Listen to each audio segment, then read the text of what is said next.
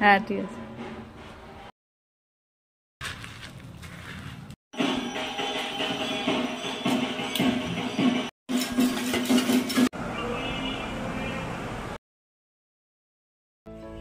Hello guys, welcome back to my channel Purbi's blog. চলে এসেছি new একটা ব্লগ নিয়ে, স্পেশাল ব্লগ। কাল হচ্ছে আমাদের পাড়ায় হচ্ছে শীতলা পুজো। তো শীতলা পুজো আমাদের একটা মাহাত্ম্য আছে যে শীতলা পুজোর দিন পান্তা ভাত খেতে হয়, মানে ঠান্ডা জিনিস খেতে হয়, রান্না বান্না করা যাবে না, উনুন জ্বালানোই যাবে না। তো আগের দিন রান্না বান্না করে রাখতে হয়, তারপরে খেতে হয়। তো আমি কি কি রান্না করছি সেগুলো তোমাদের সাথে শেয়ার করবো। তারপরে কালকে শীতলা পুজোয় কি কি করব, তারপরে চৈত্র মাসে ঘর বাড়ি পরিষ্কার করতে হয় নতুন বছর আসার আগে। তো সেগুলো কিভাবে কি করব, তো সেগুলো সব তোমাদের সাথে শেয়ার করবো। দেখতে থাকো আমার ব্লগ, আমি কি কি করছি। এই যে পটল নিয়ে নিয়েছি, পটল কেটে সুন্দর করে ধুয়ে নুন হলুদ ছিটিয়ে নিয়েছি, এখনো মাখানো হয়নি। তারপরে যে মটর ডাল ভিজিয়ে রেখেছিলাম সন্ধ্যাবেলা, এখন এটাকে পেস্ট করে নিয়েছি। এখন এর মধ্যে কি কি মেশাবো সেটা দেখো। কালো জিরে দেবো, নুন, তারপরে হলুদ লঙ্কা, এগুলো দিয়ে মিশিয়ে তারপরে ভাজবো। তারপরে আলু ভাজা, ডাল, ভাত। এই যে আলু ভাজাটা আমি আগেই করে নিয়েছিলাম। দেখো কিভাবে কাজ করবো আজকে সন্ধ্যাবেলার থেকে, মানে এত কারেন্ট যাচ্ছে, এখনো কারেন্ট গেছে, মানে কিছু করতে পারছি না। সন্ধ্যাবেলার থেকে জাস্ট বসে রয়েছি শুধু গরমে। আর দেখো কিভাবে ঘামছি, দেখো শুধু কিভাবে ঘামছি দেখো।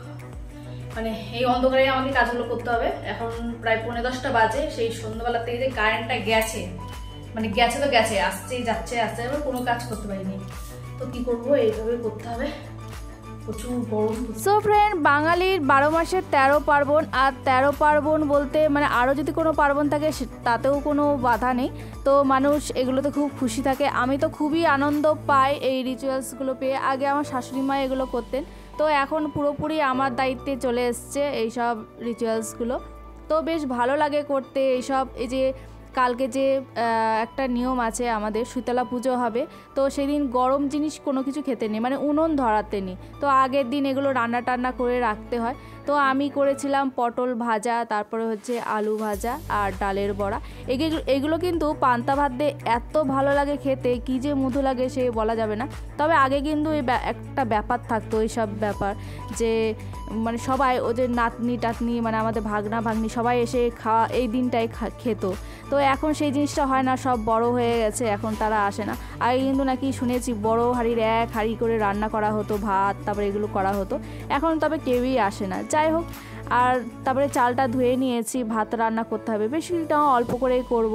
আর ডালের বড়াটাও হয়ে গেছে, তো ওটা নামিয়ে নিয়েছি। এবার চালের মধ্যে জল দিয়ে ভাতটা বসিয়ে দিচ্ছি। 1.5 কোটো মতো চাল দিচ্ছি, কারণ বেশি লাগবে না, কারণ আমরা 3 জনই খাবো। তারপরে শ্বশুর, তারপরে মেয়ে গরম ভাত খাবে, ওর পিসি দিয়ে যাবে। তো ভাত দিয়ে দিয়েছি। আর দেখো এত গরম পড়েছে, আমার হাজব্যান্ড এসে গা ধুচ্ছে, তো আমিও ধোবো পরে। গুড মর্নিং ফ্রেন্ড, দেখো কি সুন্দর ফুলগুলো ফুটে রয়েছে, তাই তোমাদের সাথেও ভাবলাম একটু শেয়ার করি। আর আজকে যে পুজোটা, এই দেখো মণ্ডপে কিন্তু শুরু হয়ে গেছে, ঢাক বাজানো শুরু হয়ে গেছে, তারপরে তিরপল টাঙানো হয়ে গেছে, ফ্যান নিয়ে আসা হয়ে গেছে। আর পুজোটা কিন্তু একদম আমাদের জাস্ট বাড়ির সামনে, মানে আমরা উঠোন থেকে দেখতে পারি। আর ফুলগুলো এত সুন্দর করে ফুটে রয়েছে। আর এখন এত গরম, মানে দুবেলা জল না দিলে হয় না। তো গাছগুলোর মধ্যে আমি কিছুদিন আগে এই গাছগুলো কিনে নিয়ে এসেছিলাম, সেই গাছগুলোকে এত সুন্দর ফুলগুলো আমার দেখে মানে লোভে মানে রাখতে পারলাম না, সেগুলোকে আমি কিনে নিলাম। আর সুন্দর করে সেগুলোকে জল দিয়ে চান করিয়ে দিতে হয়।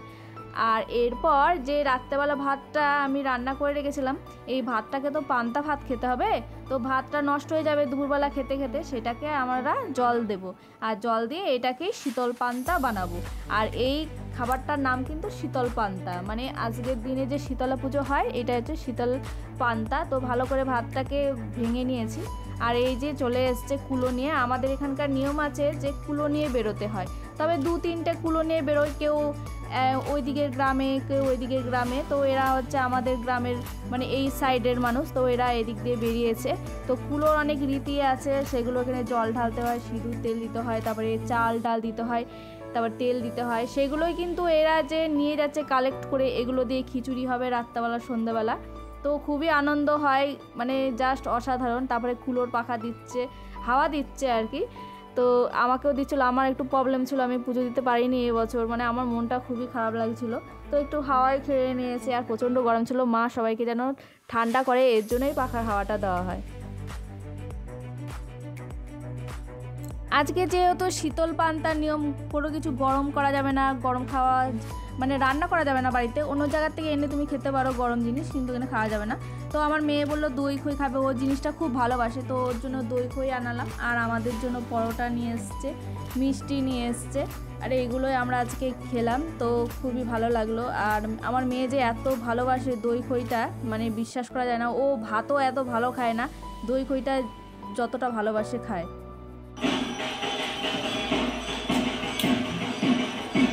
দই তো ঢালবো, কিন্তু কারেন্ট নেই, কারেন্ট চলে গেছে। দই নিতে ডালে কাটতে করো, ডালের কাটা হ্যাঁ মেশিনে করতে পারবো না, কথা আছে নাকি? ওটা ঢালতে হবে না, আমি ঢালবা না। নুন চিনি যা দুটিতে চিনিগুলোর দানাগুলো এত মোটা, মানে হালকা জল দিয়ে গুলে ইয়েতে দিয়ে দাও, বগে দিয়ে দাও। ডালের কাটা দিয়ে দেবে।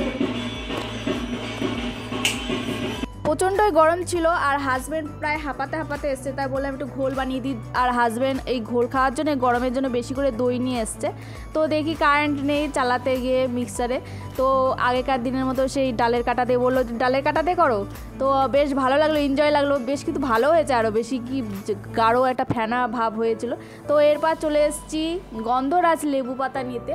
তো পান্তা ভাতের সাথে এই কম্বিনেশনটা কিন্তু অসাধারণ। যারা খেয়েছো তারা তো জানো, আর যারা খাওনি তারা অবশ্যই কিন্তু একবার ট্রাই করে দেখবে, এটা কিন্তু অপূর্ব লাগে। যাই হোক, এই 3-4টে পাতা নিয়ে নিয়েছি, আর ভালো করে ধুয়ে নিয়েছি, আর এই হাজব্যান্ডের জন্য দিয়ে দিয়েছি থালার মধ্যে সাজিয়ে। আর কালকে কি কি রান্না করেছি তোমাদেরকে দেখিয়ে দিয়েছি। তার সাথে ছিল ইঁচড়, তো ইঁচড়টা বেশি করেই করেছিলাম, বাড়ির গাছের ইঁচড় দিয়েই রান্না হয়েছিল। আর এই দেখো সন্ধ্যেবেলা, আর আমার আজকে মনটা খুবই খারাপ লাগছিলো, 2 বছর পুজো করেছি, এই বছরটা পুজো করতে পারলাম না। এই দেখো আমার বাড়ির উঠোনেই পুজো, তাই তোমাদেরকে আমি ক্যামেরা করে দেখাচ্ছি ডুয়েল ক্যামেরায়। এর জন্য দিনের বেলা মন্দিরে যাইনি, অনেক লোকজন ছিল, তো এই জন্য তোমাদের সাথে শেয়ারও করতে পারিনি। তো এখন খিচুড়ি রান্না করছে, হয়েও গেছে সন্ধ্যাবেলা, তো অ্যানাউন্স করে বললো যে খিচুড়ি হয়ে গেছে, সবাই এসে নিয়ে যাও। তো আমি বাটি সাটি নিয়ে একেবারে বেরিয়ে পড়েছি, আর গিয়ে দেখি একেবারে গরম গরম খিচুড়ি তৈরি হচ্ছে, একদিকে তৈরি হচ্ছে আরেকদিকে পরিবেশন করা হচ্ছে। তো এই গরম খিচুড়ি দেখে না আমার গরমটা যেন আরও বেড়ে গেছে, আর আজকে প্রচুরই গরম, তো এই গরম দেখে তো প্রচুর গরম লাগছে। যাই হোক, আর মায়ের মন্দিরে তো ঢুকতে পারবো না, বাইরের থেকে মায়ের কাছে মানে প্রণাম করে নিলাম।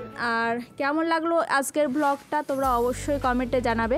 আর যারা ফার্স্ট টাইম আমার ব্লগটি দেখছো তারা অবশ্যই জানাবে কে কোথার থেকে দেখছো।